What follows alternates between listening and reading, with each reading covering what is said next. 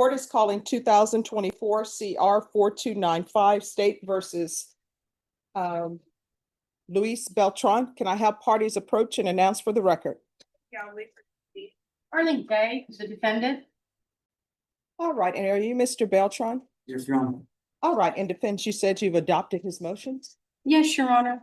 All right, so the first motion is a motion for a special appearance under the authority of Texas Rules of Civil Procedure 120A for the divine purpose of objecting to the de facto district court's abstract subject matter jurisdiction, non-ex parte third-party waivers allowed. So let's address that motion. Yes, Your Honor. My client's position is that that there is a defect in the abstract subject matter jurisdiction, that he has been brought into this improperly because the state would be the plaintiff, and they brought him in and are litigating that, and that there's a jurisdictional issue that the court does not have in persona or subject matter jurisdiction. All right, is there a response, Sate? Judge, as a criminal district court, the court does have jurisdiction to preside over any matters. The defendant has been charged by indictment with the offense of aggravated robbery, and that occurred in Dare County, Texas, and so the court retains jurisdiction over those proceedings. All right, so Mr. Beltran, anytime that there is a criminal case that's deemed by the penal code to be a felony, then that comes to a felony criminal court. All right. And then the next question becomes whether or not a grand jury has been given evidence. You've been indicted, so they've been presented with information, right? And if it's alleged that the incident occurred in Bexar County and it's a felony, then I would have jurisdiction over the case. This is one of the wildest court exchanges I've seen in months. A defendant accused of aggravated robbery isn't arguing the facts of the case. He's arguing that the court doesn't even exist for him. This opening motion for a special appearance under Texas civil rules is classic sovereign citizen strategy. You can literally feel the tension as he tries to void the court's power before the trial even begins. So, if for some reason this was a case that is alleged to have happened in another county, let's say it's Hayes County or Harris County, then I wouldn't have any jurisdiction over it. Do you understand? Mm-hmm. All right. So with this case, I'm not taking any of it to be true because I have to wait till evidence is presented to me. But looking on the face of the indictment, and I'm sure your attorney will tell you, an indictment is not evidence of guilt. It's just the means whereby a person is held over for trial, right? And so when a grand jury indicts a case, they're just saying there's enough evidence to hold you over for trial. They're not saying it's evidence beyond a reasonable doubt. And when information is taken to the grand jury or evidence, police reports or whatever it may be, and it has to be allegations that it happened in Bexar County, and it has to be allegations that it's a felony. Now, if this were not alleged to be a felony, then it wouldn't be in this court. Even though it would be a criminal case, it would be sent to a misdemeanor court maybe, or perhaps even a municipal court. But because aggravated robbery, according to the penal code, is a felony, it's supposed to be in a felony court. And then if they're saying it happened in Bexar County, then it would come to a felony district court, state district court that's in Bexar County. And that's where we are. You understand? Is there anything you not understand about my ruling on that? All right, thank you. And then we have Excuse me, did the court take judicial notice of the indictment in this case? yes, Make its ruling, okay. yes. The Next we have new. What I love here is how the judge keeps her cool. She walks through felony jurisdiction like she's teaching a law class, not scolding a defendant. Viewers, remember this. If a grand jury indicts you for a felony in a county, that county's felony court has jurisdiction. Period. No magic words will undo that. Discovery of ex parte corpus trust fraud upon the court that conceals the facts that the charging instrument lacks subject matter controversy. No injury in fact exists. Your Honor, I believe what my client meant by that is just kind of coupled with the first paragraph, that the court his position was the court didn't have jurisdiction, the court just ruled that they did. That then the indictment would not be valid in this case. So I think that's what the client is trying to say. All right, Did I get that right? Yes. Okay. all right. So State, you want to address the issue and and if I'm interpreting this incorrectly, let me know, okay? So you are saying that the offense, that there is no subject matter jurisdiction because there's no injury by any party? Yeah. All right, so if you can address that. Your Honor, this case was presented to a grand jury that was duly impaneled. They indicted the case. They returned a true bill of indictment. The indictment does comply with the penal code and the code of criminal procedure, which governs in this case. And it does allege the requisite elements for the aggravated robbery. And so it's a threat by using a deadly weapon. And so that is the harm. The crime was committed against the peace and dignity of the state, and there is an alleged complainant. All right, so Mr. Beltran, do you understand with the charge of an aggravated robbery case, sometimes it's alleged that a person maybe pulled a knife on somebody and said, give me your money, right? I don't know any of the facts about your case. The only thing I can do is look at the indictment, right? And then sometimes it's alleged that somebody pointed a gun at somebody and said, give me your money. The way indictments work is if it is a crime in the penal code, and there's a list in the penal code of all the crimes, and aggravated robbery is one of those crimes that's listed in the penal code, and it sets out what the elements are of that. Now, you're saying that there was no injury in fact exists. The only thing the state has to do is prove the elements that are in the indictment, and the indictment. This is where things take a turn. The defense pivots to no injury exists. In criminal law, though, the state doesn't need a personal injury plaintiff like in a civil lawsuit. The harm is to society, and the state prosecutes on behalf of everyone. The judge's patience here is almost unreal. So number 3, defendant is erroneously charged with an abstract offense. C, I don't know, I can't read that word. Something taxation. District court is criminally attempting to receive an unauthorized, colorable, no fault immunity third-party benefit in violation of the 7th Amendment. All right, do you want to address that, counsel? Yes, I believe my client, I think it just goes back to, being a third party brought in here without, abstract subject matter jurisdiction. And, the fact that he was brought into this case. I believe that's it. Is that it? Okay. All right, State, do you want to respond? Judge, regarding, I guess, the 7th Amendment applying in the case, or, okay, Yes. that is for civil suits. We are in a criminal court, and so I would argue that that does not apply here. All right, so the 7th Amendment applies to jury trials that you're entitled to, and that is in federal civil cases. Here, you do have a right to a jury trial if you want a jury trial. And if you want a jury trial, I'm going to make sure that you have a jury trial, okay? And then the other issue, let me see. To the first prosecuting me, Mhm. which is the one of third party, Okay, and I'm not. I don't. Third party, I'm not sure how that works. I know Okay. how civil suits, and I know it's criminal law, but I know that.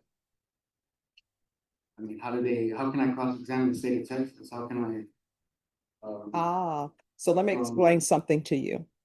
Whenever you see cases on the criminal side, it's not individuals versus individual.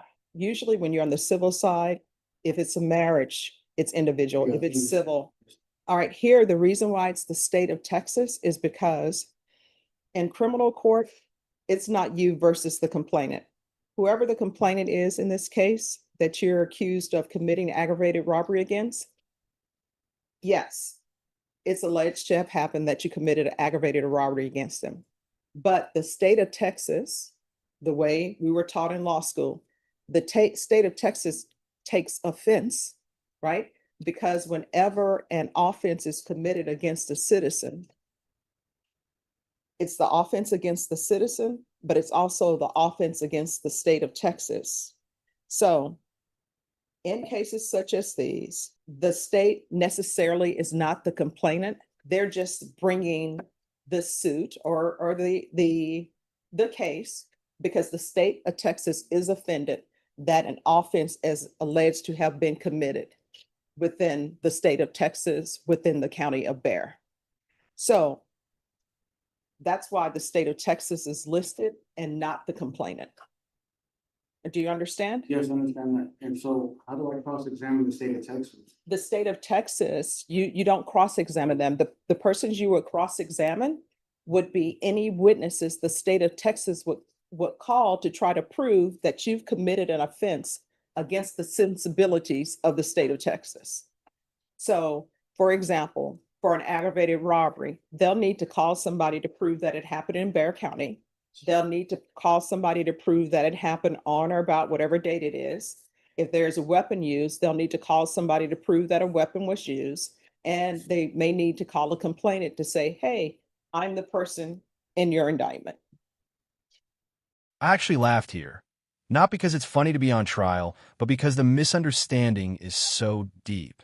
The Seventh Amendment is about federal civil juries, not state criminal cases. And no, you can't cross-examine the state of Texas. You cross-examine witnesses. The judge delivers that mini law school lecture like a pro. That motion that's combined from page 1 to page 6, then the ex parte relief requested will be denied. Now, by denying that, that doesn't mean that if there's a jury trial, your attorney still will not have the opportunity to question whatever witnesses the state calls, okay? Understood. So that will be denied. There is it appears to me that there was like 3 separate documents stapled together, because Yeah. that's the way it was received. Yes.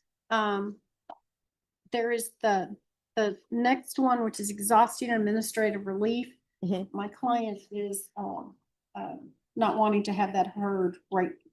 It deals with ineffective assistance of counsel. Right, Mr. Beltran, that's not to be heard right now? All Okay, right, and let me explain something to you. I understand that's not to be heard right now, but what I can tell you is attorneys who are appointed to represent people, those are attorneys who are on the wheel for appointments, right? And if this is a first-degree felony, just from the face of what I'm looking at, and if Ms. Gay wasn't qualified according to the qualifications to be on the wheel for first-degree felonies, she would not have been appointed to represent you. Do you understand? Understood. And Ms. Gay, are you on the first-degree will? yes, I am. All right. So the next document is entitled Court Constitutional Notice, Mhm. and that addresses antitrust violations, fraud upon the court, actions of the state bar. I guess so, Your Honor. All right, the first is new discovery of antitrust violation lies, fraud upon the court, elected state bar officials, seditious organization are conspiring to fraudulently conceal the ultimate fact, Sixth Amendment misconduct, that the state bar of Texas lacks capacity to prosecute a natural person. It is an improper plaintiff. All right, so with that, I can tell you, the State Bar of Texas is not prosecuting you. The State Bar of Texas is more of an affiliation that attorneys are required to belong to. And we actually have to pay state bar dues every year. And when that comes around every year, everybody's like, oh my gosh, state bar dues. Student. Yes. So the state bar is not participating in this trial. Now, I can tell you as an attorney, your attorney as an attorney, and the state as an attorney, anyone who's licensed in Texas, they're required to be a member of the State Bar of Texas, and they have to pay dues to the State Bar of Texas. I think it's $265. It may have gone up. All right, so they're not going to be trying you. Yes, sir. This segment goes from legal confusion into full conspiracy mode. Antitrust, state bar, communism. The judge gently debunks each point, even joking about paying state bar dues herself. It's surreal and strangely humanizing at the same time. Exceptions to that. But when you mention double jeopardy is you've been tried for something before and you were found not guilty, right? And now the state is trying to try you for the same thing, even though you were previously found not guilty of it. Or either you had something that was dismissed with prejudice and they're coming back and trying to try you for that same offense. Do you understand? Yes, sir. State, has he been tried before for this same offense? No, Judge, there has been no actions on the indictment or the indictments that are pending against him. And as far as I know, he's not been charged by any other jurisdiction regarding this. And there has never been anything pre-indictment that was dismissed with prejudice with regards to these cases? No, Judge. All right. Does that address that issue for you? Yes, sir. All right. Then the next one, deceitful corporate veil and trumped up judiciary immunity is fatally pierced. I do not forfeit my privileges and immunities under the 4th and 14th. I can tell you is during a jury trial, when the state calls their witnesses, your attorney will have a chance to cross-examine those witnesses. The rules of evidence do apply. If she finds that there is some question that is objectionable and should not be answered, then she will stand up, make an objection. Normally, the objections may be hearsay, entering the province of the jury, assuming facts not in evidence. It could be relevancy. It could be 404B. It could be any of a number of objections that she can make. Once she makes those objections, I will make a ruling, and my ruling will decide whether or not the witness can answer that question and whether or not the jury can consider it. Do you understand? Yes, sir. All right, does that address that issue? Yes, sir. I think the other issues, Another teachable moment. Double jeopardy only applies if you've already been tried or acquitted for the same offense.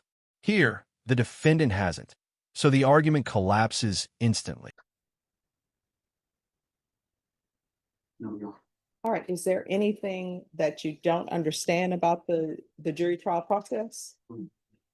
All right, so I will still give you a choice. If you want a jury trial, you can have a jury trial. If you want a bench trial, if the state agrees to the bench trial, then we can have a bench trial. As I've told you before, if the state presents evidence that proves you guilty beyond a reasonable doubt, that means each and every element, I'll find you guilty. If they don't, I'm going to find you not guilty. You understand? Yes, sir. All right, so if you still want a jury trial, Norma, is he already scheduled for jury trial? Not scheduled for yesterday, Judge. All right, so, counsel, you're still requesting a jury trial? All right, Norma, if you can put them on the jury trial, please, and Ms. Galloway, if you confer Yes. with the defense on a jury trial date, so they're gonna get a jury trial date, okay? Thank you, Your Honor. Oh, you're welcome. Notice how, despite all the legal detours, the judge still gives the defendant his full rights, offering a jury trial and making sure he understands the process. That's the real takeaway. Courts run on procedure, not magic words. This hearing is less about guilt or innocence and more about whether the system can withstand unconventional attacks on its legitimacy.